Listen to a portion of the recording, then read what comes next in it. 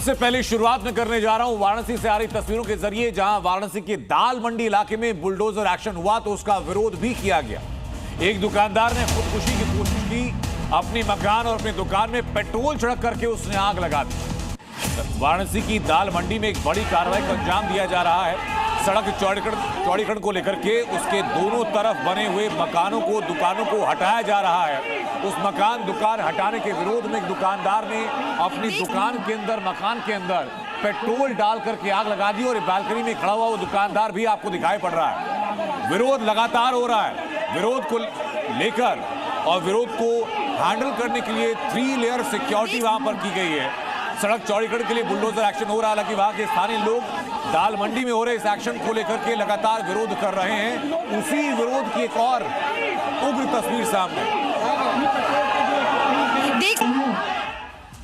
ये तस्वीर आपने देखी, एक और तस्वीर में दिखाता हूं आपको, जहां जूनियर ओवैसी ने योगी आदित्यनाथ को चैलेंज दिया है। अकबरुद्दीन ओवैसी ने योगी को चेतावनी दी कि 2027 के चुनाव से पहले उत्तर प्रदेश में AIMIM की एंट्री के ऐलान से बयान तीखे हैं, तेवर आक्रामक हैं। लेकिन सवाल है कि आखिर असदुद्दीन ओवैसी के छोटे भाई अकबरुद्दीन ओवैसी ने योगी को चैलेंज करने का दाव क्यों खेला है? उसके पीछे की समीकरण क्या है, यह रिपोर्ट आपको बताएगी।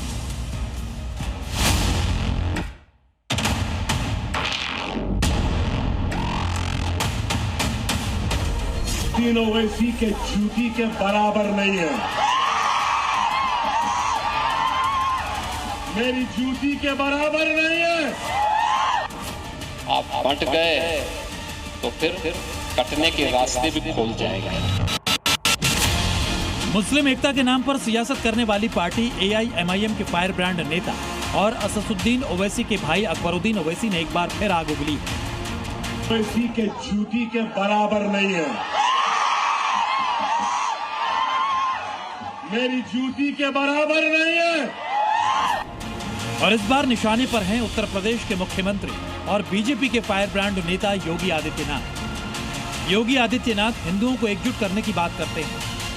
बांग्लादेश में जो मारे जा रहे हैं हिंदू, हर दिन आप सुनते होंगे, एक हिंदू जला दिया गया, एक हिंदू के घर में आग लगा करके मार दिया गया, राह चलते हुए एक हिंदू को जला दिया गया। प्रतिदिन समाचार आ रहे हैं बांग्लादेश से। ये सब मौन है। जाति धर्म में बंटने के बदले मिलकर रहने की सलाह देते हैं। देश का दुश्मन आंखें लगाए बैठा है। आप बंट गए तो फिर कटने के रास्ते भी खोल जाएंगे। हिंदुओं के खिलाफ होने वाली साजिश से आगाह करते हैं।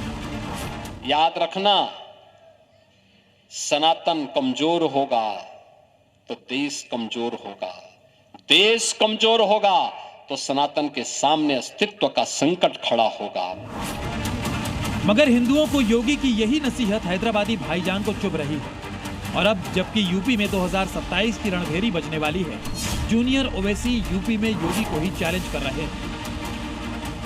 मिस्टर योगी, तैयार हो जाओ, यूपी भी आ रहा हूं।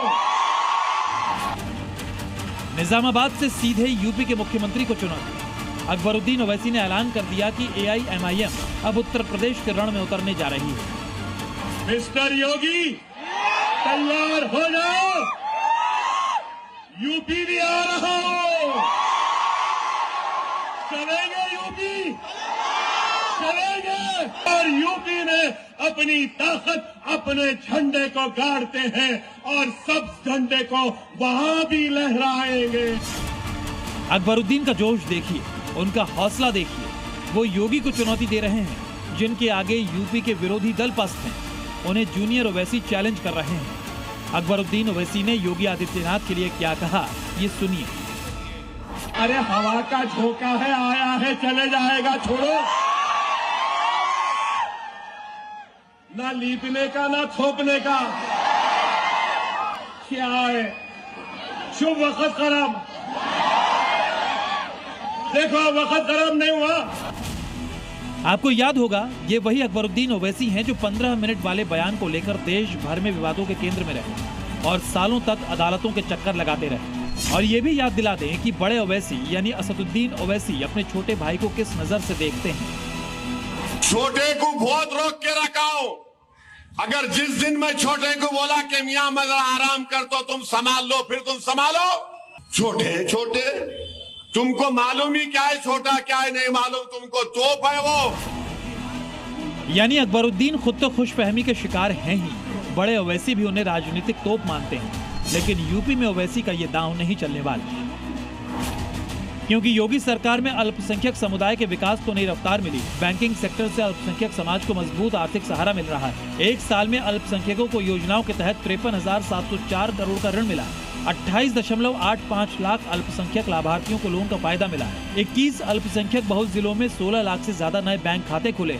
अल्पसंख्यक खाता धारकों को 7,000 करोड़ से अधिक का ऋण वितरण हुआ है। व्यापार, स्वरोजगार और शिक्षा से बढ़ रही आर्थिक भागीदारी। और योगी के प्लान ए यानी अल्पसंख्यक कार्ड की वजह से बीजेपी भी ओवैसी ब्रदर्स को सीधी चुनौती दे रही है। ये तेलंगाना नहीं है जहां से ओवैसी जी आते हैं। आप उत्तर प्रदेश आ रहे हो, यहाँ का मुख्यमंत्री योगी आदित्यनाथ है, तो योगी आदित्यनाथ का कानून जानता है उसके साथ क्या करना है। बहरहाल यूपी की सियासी जंग में अभी करीब 1 साल बाकी है, लेकिन इसकी बिसात बिछनी शुरू हो चुकी है। हैदराबाद से लेकर लखनऊ तक ओवैसी ब्रदर्स की रणनीति आकार ले रही है और छोटे ओवैसी ने साफ कर दिया है कि इस बार यूपी के रण में AIMIM पूरी ताकत से उतरने वाली है। मगर यूपी के सीएम योगी को चैलेंज करने वाले हैदराबादी भाईजान को हैदराबाद के ही फायर ब्रांड नेता टी राजा ने करारा जवाब दिया। जो भी उत्तर प्रदेश में आकर इस प्रकार की भाषा का उपयोग करता है, तो यहाँ के जो हमारे मुख्यमंत्री है ना, जिसका नाम तो बोल रहा है कि योगी मिस्टर, वो तुम्हारा बाप है बेटा। उनके राज्य में मत अगर आएगा तो 72 हूरों के पास भेजने का कार्य हमारे बाबा जी करेंगे। वार पलटवार एक तरफ, मगर बड़ा सवाल ये है कि क्या अकबरुद्दीन ओवैसी का ये चैलेंज योगी आदित्यनाथ के अवैध किले में सेंध लगा पाएगा? क्या यूपी का मुस्लिम वोटर 2027 में जूनियर ओवैसी के साथ जाएगा? Bureau report, Zee media. UP में योगी को चैलेंज करना उतना ही खतरनाक है जितना योगी फोर्स को, क्योंकि चुन चुन कर उत्तर प्रदेश के अपराधियों का सफाया हो रहा है। हालांकि इस सफाई के बीच में कुछ दबंग हैं, कुछ उपद्रवी हैं, जिनकी तस्वीरें मेरे पीछे आप देख रहे हैं, जो बाज नहीं आ रहे हैं। हर रोज कानून व्यवस्था को खराब कर रहे हैं, लेकिन अब सभी टारगेट पर भी हैं। उत्तर प्रदेश में अपराधी योगी फोर्स के खौफ से थर-थर कांप रहे हैं। जान बचाने के लिए कोई अंडरग्राउंड हो रहा है तो कोई उत्तर प्रदेश की सीमा छोड़ रहा है, और जो योगी फोर्स को चैलेंज करता है वो लंगड़ा बन जाता है। लेकिन फिर भी कुछ दबंग और उपद्रवी उत्तर प्रदेश का माहौल बिगाड़ने और शांति भंग करने की कोशिश कर रहे हैं। कहीं खुलेआम लठबाजी हो रही है तो कहीं पत्थर बरसाए जा रहे हैं। मगर इनको बरेली की तस्वीर देखनी चाहिए और समझ जाना चाहिए कि यूपी में अपराध का अंजाम क्या होता है। ये तस्वीरें कानपुर की हैं, जहां बिजली विभाग का सबस्टेशन जंग का मैदान बन गया। कोई लाठी से हमला कर रहा है तो कोई बेल्ट उतारकर पिटाई कर रहा है। सबस्टेशन में सैकड़ों वोल्ट के तारों के बीच हाई वोल्टेज हंगामा चलता रहा। किसी को करंट का डर नहीं था, क्योंकि सबके सिर पर खून सवार था। विवाद सड़क से शुरू हुआ था, लेकिन मारपीट करते करते दोनों गुट सब स्टेशन में पहुंच गए, जिससे वहां पर मौजूद कर्मचारियों में हड़कंप मच गया। ड्यूटी पर तैनात स्टाफ ने भागकर अपनी जान बचाई। कानपुर की एक और तस्वीर देखिए। यहां उपद्रवियों ने काशी महाकाल एक्सप्रेस ट्रेन पर पथराव कर दिया। भीमसेन रेलवे स्टेशन के पास ट्रेन के फर्स्ट एसी कोच पर पत्थर फेंके, जिससे खिड़की का कांच टूट गया और ट्रेन में सवार यात्रियों में दहशत फैल गई।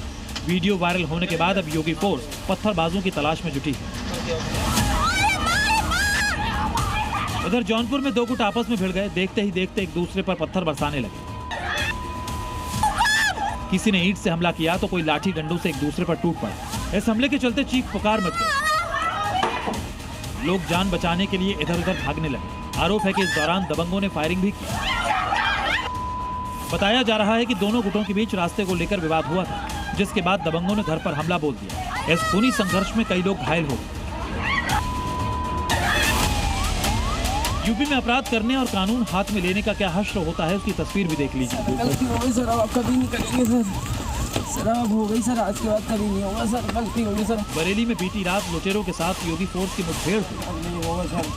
अब नहीं होगा, ऐसा गलती हो गई बस एक बार। इस दौरान गोली लगने से 2 बदमाश घायल हो गए और अपने पैरों पर चलने लायक नहीं रहे। Bureau report, Zee media. तो लखनऊ में केजीएमयू में मजार को लेकर विवाद और तेज हो गया। धार्मिक संगठनों का आरोप ये कि सैकड़ों साल पुरानी सूफी मजारों को निशाना बनाया जा रहा है, तो केजीएमयू प्रशासन कोर्ट के आदेश का हवाला दे रहा है, कार्रवाई को सही ठहरा रहा है। नोटिस, जवाब और आरोप प्रत्यारोप के बीच अब सवाल ये कि क्या ये कार्रवाई कानून के दायरे में है या धार्मिक विरासत पर ये चोट है।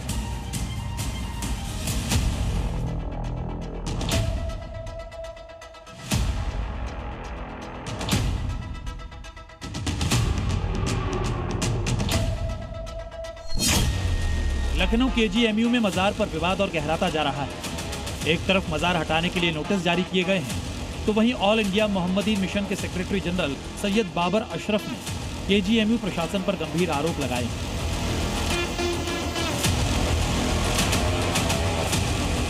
सैयद बाबर अशरफ के मुताबिक ये मजारें सूफी परंपरा से जुड़ी दरगाहें और वक्फ संपत्तियां हैं, जिनमें किसी भी तरह का हस्तक्षेप कानून के खिलाफ है। इनका कहना है कि जिन मजारों को केजीएमयू प्रशासन ने नोटिस जारी किया है, वो मजारें केजीएमयू के अस्तित्व में आने से पहले की, और अब ये मजारें सैकड़ों साल पुरानी हैं, तो फिर केजीएमयू प्रशासन को नोटिस देने का अधिकार किसने दिया?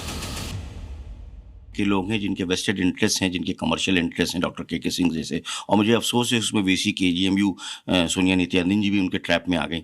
उनका जुरिसडिक्शन नहीं है। उन्हीं ने कोर्ट में ये लिखा है कि हमने हाजी हरमैन शाह दरगाह को जो है वो कोई नहीं छेड़ा है। जैसे एक मजार जो आरएलसी परिसर में है उसका जवाब परसों प्राप्त हुआ है, बाकी 5 ने कोई जवाब नहीं दिया है।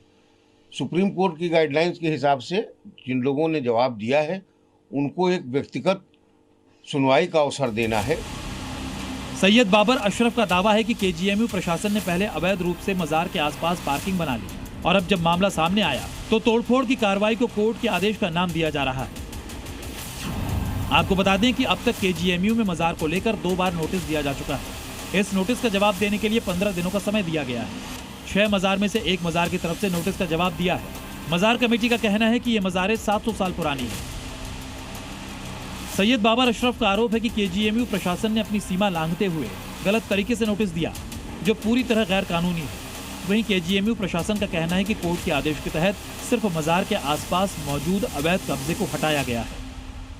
वेंटिलाइज किया, उसकी इबादत खाने को तोड़ा, उसके वजू खाने को तोड़ा, उस पर नोटिस भी लगाई, जबकि वो कह रहे हैं, उन्हीं ने मीडिया में ये कहा कि हमने कोई नोटिस नहीं लगाई, और साथ साथ दरगाह प्रीमाइसेस की लैंड को इंक्रोच करके उसे इलीगल पार्किंग के हैसियत से यूज भी कर रहे हैं। उन्होंने अपने जवाब में दावा किया है, उसकी पुष्टि के लिए उनको कुछ दस्तावेज हम लोग बताएंगे, उनको लेके आना होगा। और जिन लोगों ने जवाब नहीं दिया है उनको एक नोटिस और दिया जाएगा, जिससे अगर किसी वजह से वो जवाब नहीं दे पाए हों या जवाब देने में समय लग रहा हो तो जवाब दे सके। फिलहाल केजीएमयू मजार विवाद पर दोनों पक्ष आमने सामने हैं। एक तरफ धार्मिक संगठन सांस्कृतिक और धार्मिक विरासत को निशाना बनाने का आरोप लगा रहा है, तो वहीं प्रशासन कोर्ट के आदेश का हवाला देकर कार्रवाई को सही ठहरा रहा है। अब देखना होगा कि अवैध मजार पर जारी ये जंग क्या रंग लेती है। लखनऊ से प्रीति श्रीवास्तव के साथ ब्यूरो रिपोर्ट, जी मीडिया। और आपको कानपुर की तस्वीर दिखाता हूं, जहां थाने के सामने लोगों को कुचलने के आरोपी बाउंसर को घेरे में फरार हो जाते। आरोपी को पकड़ने के पुलिस दरवाजा खटखटाती रह जाती, लेकिन अब इस मामले में एक्शन शुरू है। पहले गाज लापरवाही बरतने वाले पुलिस वालों पर गिरी, और अब अगला नंबर शिवम मिश्रा का है, जिसकी तलाश जोर शोर से हो रही है।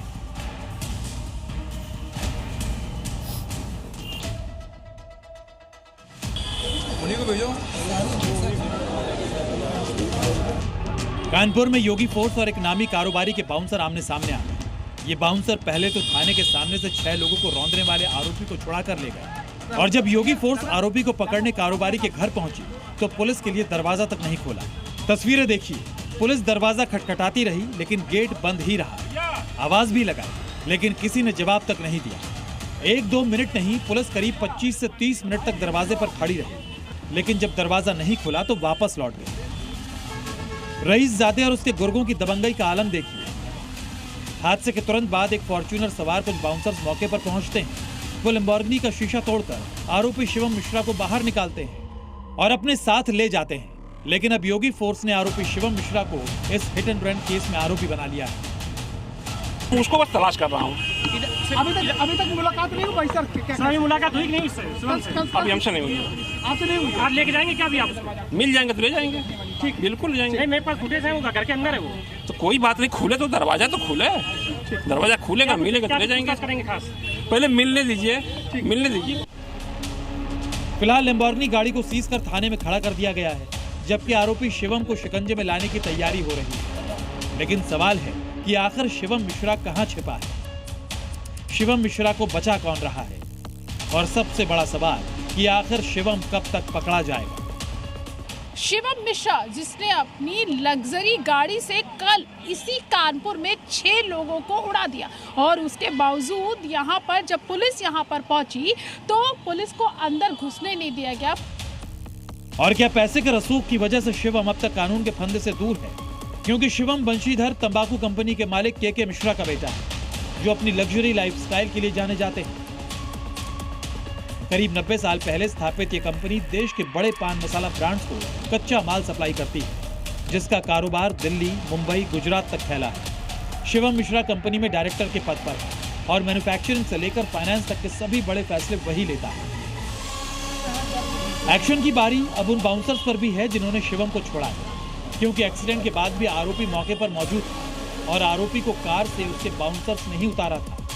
हालांकि अब पुलिस ने शिवम की तलाश तेज कर दी। गनीमत रही कि इस हादसे में किसी की मौत नहीं हुई, लेकिन इस हादसे ने इलाके में दहशत जरूर पैदा कर दी। कानपुर से प्रीति श्रीवास्तव के साथ ब्यूरो रिपोर्ट, जी मीडिया। उस मुद्दे की जिसको लेकर के लगातार विवाद रहा है और आज फिर विवाद बड़ा हो चुका है। विवाद शुरू हुआ सावरकर को भारत रत्न देने की मांग को लेकर। संघ प्रमुख मोहन भागवत ने मांग उठाई तो विपक्ष इसी को लेकर पॉलिटिकल एजेंडे में जुट गया। आरएसएस प्रमुख मोहन भागवत ने एक बयान दिया, उसी के बाद राजनीतिक गलियारों में हलचल है। उन्होंने कहा कि अगर वीर सावरकर को भारत रत्न दिया जाता है तो सम्मान की गरिमा और बढ़ेगी। इसी पर विपक्ष हमलावर। वीर सावरकर आजादी की लड़ाई का एक ऐसा नाम जिस पर देश में एक राय नहीं है। अब उसी नाम पर भारत के सर्वोच्च नागरिक सम्मान भारत रत्न को लेकर सियासी जंग तेज हो गई है। आरएसएस प्रमुख मोहन भागवत के एक बयान ने इस बहस को फिर से केंद्र में ला दिया है। दरअसल भागवत ने कहा था कि सावरकर को भारत रत्न मिलना चाहिए, इससे सम्मान की इज्जत और बढ़ेगी। मुंबई में आयोजित संघ यात्रा के 100 साल नए क्षितिज कार्यक्रम को संबोधित करते हुए मोहन भागवत ने भारत रत्न दिए जाने में हो रही देरी पर भी अपनी बात रखी। उस परिस्थिति में कैसे स्वातंत्रवीर सावरकर को भारत रत्न मिला नहीं मिला, तो भारत रत्न मिला तो उस सम्मान का गौरव बढ़ेगा। बिना उस सम्मान के ही वो लाखों करोड़ों हृदयों के सम्राट बने हैं। मोहन भागवत के इस बयान पर विपक्ष ने कड़ा ऐतराज जताया। समाजवादी पार्टी अध्यक्ष अखिलेश यादव ने मोहन भागवत के बयान पर टिप्पणी करते हुए कहा कि मुद्दा भटकाने के लिए बयान दिया गया। ये बहस को बदलने के लिए दूसरी दिशा में ले जाना चाहते हैं। ये समय वीर सावरकर पे बहस का नहीं है, क्योंकि अगर बहस करोगे तो इतिहास के बहुत सारे पन्ने पलटे जाते हैं। इतिहास में नहीं जाना चाहिए। आज $500 बिलियन अमेरिका से आपने बाजार व्यापार दे दिया। 18 बड़ा है क्या शून्य बड़ा है, और फिर हमारे हाथ में क्या बचा। वहीं कांग्रेस सांसद इमरान मसूद ने मोहन भागवत पर कहा कि सावरकर ने 2 राष्ट्र सिद्धांत दिया, उन्होंने ही भारत और पाकिस्तान का बंटवारा करवाया था। भारत रत्न जो है बहुत बड़ा सम्मान है। सावरकर साहब ने सबसे पहले 2 राष्ट्र की टू नेशन थ्योरी दी, जिसको बाद में मुस्लिम लीग ने अडॉप्ट किया। मुस्लिम लीग ने और इन लोगों ने मिलकर के सरकारें बनाई, सरकारें गिनाई, और जिस अखंड भारत की बात करते हैं उसको खंड खंड करने का काम तो इन्होंने करा दिया। अगर वो ना हुआ होता, पाकिस्तान ना बना होता, तो आज हम कितनी बड़ी ताकत के अंदर होते और कितने बड़े भूभाग के ऊपर हमारा राज होता। वीर सावरकर को भारत रत्न देने की मांग लंबे समय से राजनीतिक बहस का विषय रही है। कई संगठन और नेता उन्हें देश का सर्वोच्च नागरिक सम्मान दिए जाने की मांग करते रहे हैं। वहीं कांग्रेस इस मांग का विरोध करती रही है। कांग्रेस का आरोप है कि स्वतंत्रता संग्राम के दौरान ब्रिटिश सरकार को भेजी गई दया याचिकाओं के कारण सावरकर देशद्रोही है। सवाल बड़ा है, क्या सावरकर को भारत रत्न देना सम्मान की गरिमा बढ़ाएगा या सियासी विवाद और गहराएगा? फिलहाल इतना तय है कि सावरकर एक बार फिर राजनीति के केंद्र में है। Bureau report, Zee media. Operation त्राशी की चर्चा इस वक्त जोरों पर। आतंक के खिलाफ सेना का वो अभियान जिसे मुनीर और उसके पाले हुए दहशतगर्दों की नींद खत्म हो चुकी है। 2026 की शुरुआत से ही पाकिस्तानी आतंकियों ने पहले 26 जनवरी और अब 14 फरवरी को पुलवामा की हमले की बरसी को टारगेट करते हुए घुसपैठ की कोशिशें की। लेकिन हिंदी के शूरवीरों ने कैसे इस घुसपैठ की कोशिश को खत्म किया, उसकी लाइव तस्वीरें मैं दिखाता हूं।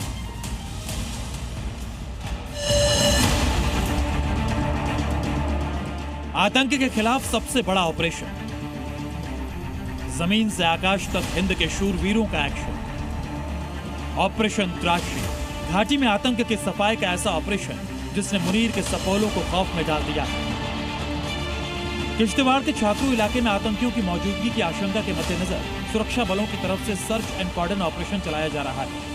7 असम राइफल्स के जवान दुर्गम और घने जंगलों में गहन तलाशी अभियान चला रहे हैं। देखिए कैसे सेना के जवान एक ठिकाने को चारों तरफ से घेर लेते हैं। एक जवान पूरी मुस्तैदी के साथ ठिकाने में एंटर करता है, बाकी जवान भी पूरे अलर्ट के साथ यहाँ डटे हुए हैं।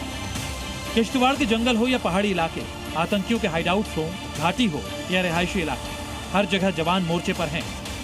जी मीडिया की टीम आज किश्तवाड़ में चल रहे सबसे बड़े महा ऑपरेशन तलाशी 1 का हिस्सा बनी है और लगातार वो एक्सक्लूसिव तस्वीरें हम ग्राउंड जीरो से आपको दिखा रहे हैं, जहां पर भारतीय सेना स्पेशल ऑपरेशन ग्रुप के साथ लगातार यहां पर जो तलाशी अभियान है वो यहां पर चलाए हुए हैं। आपको बता दें कि किश्तवाड़ में ऑपरेशन त्राशी का 23वां दिन है। आतंकियों की तलाश में 7 असम राइफल्स के जवान डटे हुए हैं। ऑपरेशन त्राशी में जमीन के साथ साथ आसमान से भी सर्च ऑपरेशन जारी है। ऑपरेशन त्राशी में हेलीकॉप्टर और ड्रोन्स को भी लगाया गया है। घाटी में हुई ताजा बर्फबारी के बाद पाकिस्तान की तरफ बैठे आतंकियों और उनके आकाओं को लग रहा है कि वो मौसम का फायदा उठाकर हिंदुस्तान की सरहद पार कर लेंगे, लेकिन सुरक्षा बलों की मुस्तैदी के आगे आतंकियों की हर साजिश नाकाम हो रही है। अभी भी बर्फ जो है वो यहाँ पर पड़ी हुई है और लगातार इन इलाकों में सुरक्षा बलों के लिए चुनौतियां बेहद ज़्यादा हैं। कई सारे ऐसे घर हैं जहाँ पर कहीं ना कहीं यहाँ पर आतंकी कोशिश करते हैं कि इन इलाकों की शील्ड जो है वो यहाँ पर ली जा सके, बट किसी भी तरह से ये आतंकी यहाँ पर कामयाब ना हो, उसके लिए ये महा ऑपरेशन तलाशी 1 जो है वो यहाँ पर चल रहा है। पहले नए साल पर, फिर 26 जनवरी को और अब 14 फरवरी पुलवामा हमले की बरसी को टारगेट करते हुए मुल्ला मुनीर के आतंकी हिंदुस्तान में दाखिल होना चाहते हैं। लेकिन अब तक पाकिस्तान के आतंकी हिंदुस्तान तो नहीं आ पाए, लेकिन जहन्नुम जरूर भेजे जा रहे हैं। हर साल सर्दी आते ही पाकिस्तान के पालतुओं में घुसपैठ की बौखलाहट बढ़ जाती है, लेकिन इस बार हालात बदले हुए हैं। लगातार सर्च ऑपरेशन से आतंकियों में घबराहट है। सीमा पर फौज फुल ऑन एक्टिव है। अगर आतंकी सीमा में दाखिल होते हैं तो उनकी कब्र हिंदुस्तान में खुदनी तय है। जम्मू से रजत बोहरा के साथ ब्यूरो रिपोर्ट, जी मीडिया। मुल्क के तौर पर पाकिस्तान यूं ही बदनाम नहीं, झूठ, फरेब और मक्कारी पाकिस्तान के डीएनए में। आज आपको पाकिस्तान की इस मक्कारी का, इस डीएनए का एक और टेस्ट दिखाता हूं मैं आपको। जनवरी महीने की शुरुआत में पाकिस्तान ने एक तैमूर नाम के क्रूज मिसाइल का टेस्ट फेल हुआ, लेकिन अब मुनीर उसी फ्लॉप तैमूर को ब्रह्मोस की टक्कर का बता रहे हैं और दुनिया को मुंह उड़ाने की कोशिश में हैं। लेकिन मुनीर की कोशिश की पीछे की वजह क्या है वो भी आपको समझनी चाहिए।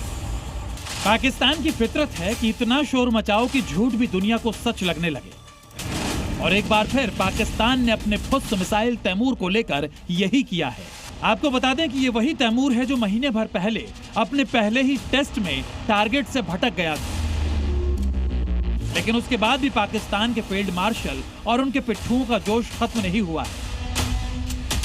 और जोश भी ऐसा वैसा नहीं, सीधे ब्रह्मोस से टक्कर लेने का।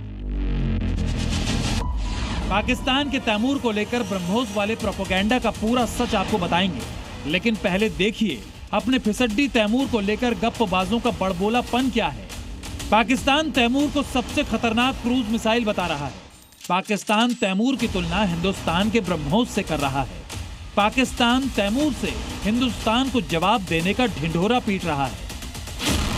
दरअसल पाकिस्तान की ये सब शेखी सिर्फ और सिर्फ दुनिया को बेवकूफ बनाकर चिल्लर बटोरने की है। क्योंकि ऑपरेशन सिंदूर के बाद जिस तरह ब्रह्मोस के शौर्य ने दुनिया का ध्यान खींचा और दुनिया के देश धड़ाधड़ ब्रह्मोस मिसाइल ऑर्डर करने लगे, उसने पाकिस्तान को भी क्रूज मिसाइल बनाने और उससे चिल्लर बटोरने का आइडिया दे दिया। लेकिन हकीकत यह है कि फिसड्डी पाकिस्तान के फुस्त तैमूर का ब्रह्मोस से दूर दूर तक कोई मुकाबला ही नहीं है। पाकिस्तान की तैमूर एक क्रूज मिसाइल है जबकि ब्रह्मोस एक सुपरसोनिक क्रूज मिसाइल। तैमूर की स्पीड 0.8 से 0.1 मैक, लेकिन ब्रह्मोस 2.8 से 3.5 मैक की स्पीड से हमला कर सकता है। तैमूर मिसाइल की रेंज 290 से 450 किलोमीटर बताई गई, लेकिन ब्रह्मोस की टेस्टेड रेंज 290 से शुरू होकर 800 किलोमीटर तक जाती है। और सबसे बड़ी बात यह कि तैमूर को जहाज या पनडुब्बी से ही दागने का दावा किया गया है, लेकिन ब्रह्मोस जल, थल, नभ कहीं से भी दुश्मन को तबाह कर सकता है। एक तरफ जहां ब्रह्मोस 2 एडिशन को हाइपरसोनिक बनाने की तैयारी हो रही है, तो चीन की कबाड़ टेक्नोलॉजी से बना तैमूर निशाना तक नहीं ढूंढ पा रहा है। यानी स्पीड, टेक्नोलॉजी और एक्यूरेसी के मामले में तैमूर अभी अंडे के अंदर ही है। लेकिन धोखेबाज पाकिस्तान का जाहिल और जालिम जनरल तैमूर क्रूज मिसाइल से भारत के S-400 सुरक्षा घेरे को तोड़ डालने का दम भरने से पीछे नहीं है। अब भला मुनीर एंड कंपनी को कौन बताए कि हवाई दावों से ना तो जंग जीती जाती है और ना ही गेम चेंजर हथियार बनाए जा सकते हैं। और रही बात ब्रह्मोस की, तो उसका ट्रेलर आज भी पाकिस्तानियों को रात में सोते से उठा देता है। Bureau report, Zee media. तो पाकिस्तान तैमूर मिसाइल की ताकत का झूठा प्रोपेगेंडा फैला करके दुनिया को बरगला रहा है। दूसरी तरफ मुनीर पाकिस्तान के गिने चुने दोस्तों को घटिया क्वालिटी के हथियार बेचकर लूट रहा है, क्योंकि खबर यह है कि पाकिस्तान से हथियारों का सौदा करके अजरबैजान पछता रहा है और सऊदी ने पाकिस्तान की जगह हिंदुस्तान को हथियारों का सप्लाई बना दिया। पाकिस्तान में आजकल एक कहावत बहुत पॉपुलर है, ऐसा कोई सगा नहीं जिसे मुनीर मियां ने ठगा नहीं। और ठगी के मामले में मुनीर मियां की पहुंच अब इंटरनेशनल हो गई है। मुनीर अपनी जेब गर्म करने के लिए पाकिस्तान के दोस्तों की जेबों पर ही डाका डाल रहा है। खबर है कि मुनीर ने अजरबैजान को धोखा दिया, सऊदी अरब को ठगने का प्लान बनाया। इतना ही नहीं, यूक्रेन को भी नहीं बख्शा। यानी दुनिया भर में धोखेबाज और मक्कार देशों की बात होगी तो उसमें धूर्त पाकिस्तान और फील्ड मार्शल आसिम मुनीर का नाम ग्लोबल ठगी के आंकड़ों में सबसे ऊपर होगा। क्योंकि रक्षा विशेषज्ञों और वॉर जोन से आ रही रिपोर्ट के मुताबिक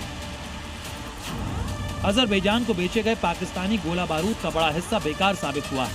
आशंका है कि पाकिस्तान ने अपने गोदाम से दशकों पुराने हथियार निकालकर अजरबैजान को थमा दिया।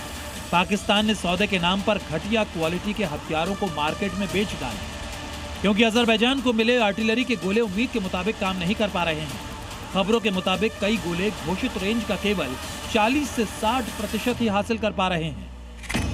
अब एक्सपोज होने के बाद पाकिस्तान पर भरोसा करने वाले देश भी पाकिस्तान के साथ वेपन डील से पीछे हट रहे हैं, और इसका सबसे बड़ा उदाहरण है सऊदी अरब।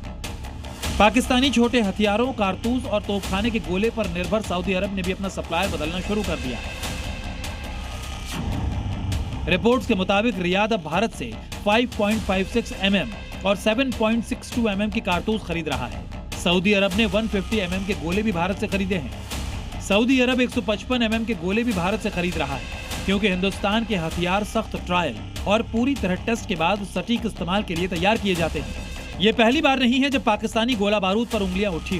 रूस यूक्रेन युद्ध के शुरुआती चरणों में यूक्रेन ने पाकिस्तान के बनाए 155 मिलीमीटर के गोले खरीदे थे, जिन्हें M777 होवित्जर तोपों के लिए इस्तेमाल किया जाना था। लेकिन यूक्रेनी सुरक्षा बलों ने कई मामलों में बैकफट और समय से पहले विस्फोट की शिकायत की थी, जिससे वेपन सिस्टम को नुकसान पहुंचा और सैनिकों की जान भी खतरे में पड़ी।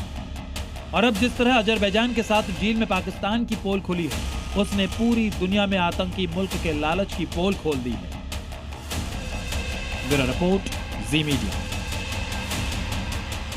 सुप्रीम लीडर खामनेई अमेरिका के आगे किसी भी कीमत पर सरेंडर करने को तैयार है। खबर यह भी है कि ईरान ने इस बार अमेरिका के खिलाफ एक प्लान तैयार किया जो अमेरिका को जड़ से उखाड़ने के लिए तैयार किया गया। लेकिन अमेरिका भी अपने पूरी शक्ति के साथ तैयार है और साफ संदेश दे रहा है कि खामनेई अगर कुछ भी ऐसा करते हैं तो उसका बड़ा खामियाजा भुगतना। खलीफा का प्लान अनलॉक, आ गया अब्राहिम का किलर, खलीफा का शक्ति प्रदर्शन। एक दिन पहले सीक्रेट मिसाइल का टेस्ट कर ईरान ने दुनिया को दिखा दिया कि सैनिक घेराबंदी के डर से वो पीछे हटने वाला नहीं। आसमान में धुएं का बड़ा गुबार उठा तो उसकी गूंज अमेरिकी सेना के कैंप में साफ सुनाई। वहीं एक दिन बाद ही AI हथियार से ईरान ने एक बार फिर से अमेरिका को अपनी धमक दिखा दी। युद्ध की आहट के बीच ईरान ने एक AI वीडियो जारी किया जिसमें अमेरिकी वॉरशिप अब्राहिम को टारगेट करते हुए दिखाया गया है। इधर युद्ध की तैयारी, उधर बयानों के तीर भी तनातन चल रहे हैं। ईरान के विदेश मंत्री का कहना है कि अगर हमारी बात नहीं सुनी गई तो युद्ध के सिवा कोई रास्ता नहीं।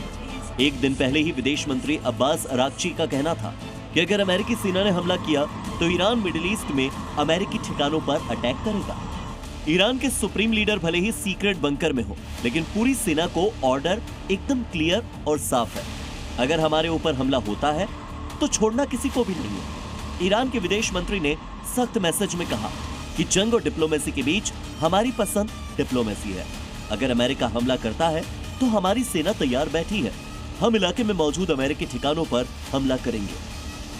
वहीं बातचीत की खबरों के बीच अमेरिकी राष्ट्रपति डोनाल्ड ट्रंप भी ईरान को युद्ध और बातचीत दोनों मोर्चों पर घेरने में लगे हुए हैं। शुक्रवार को अपने सबसे बड़े जंगी बेड़े को ईरान के और करीब भेजकर अमेरिका ने इस बात के साफ संकेत दे दिए थे कि अगर खलीफा नहीं माने तो अंजाम खतरनाक होगा। लेकिन ईरान ने भी आंखों में आंखें डालकर अमेरिका को साफ कर दिया कि वो यूरेनियम संवर्धन पर किसी डील के आगे झुकेगा नहीं। ओमान में बातचीत फेल होने के बाद ईरानी विदेश मंत्री का कहना है कि ईरान किसी भी कीमत पर यूरेनियम संवर्धन नहीं छोड़ेगा। परमाणु वार्ता को लेकर अमेरिका पर भरोसा नहीं है। चीन और रूस से बात करके ही अंतिम फैसला करेंगे।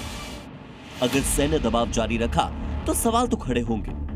हालांकि पहली बार ईरान से ऐसी खबर भी आई है कि जिसने ईरान की सारी मेहनत पर पानी भी फेरा है। जहां एक तरफ ईरान तैयारियों का दम भर रहा है तो दूसरी तरफ सुप्रीम लीडर खामेनेई अपने कमांडरों की बैठक में पहुंचे ही नहीं। ईरान के इतिहास में ऐसा 37 सालों में पहली बार हुआ। तो कुछ जानकार इसे रहस्यमय कदम बता रहे हैं। ईरान अमेरिकी संकट को आज करीब 50 दिन होने वाले हैं, लेकिन जिस तरह दोनों तरफ से तलवारें खिंच रही हैं, वो एक बड़े युद्ध की आहट का संकेत माना जा रहा है। Bureau report, Zee media.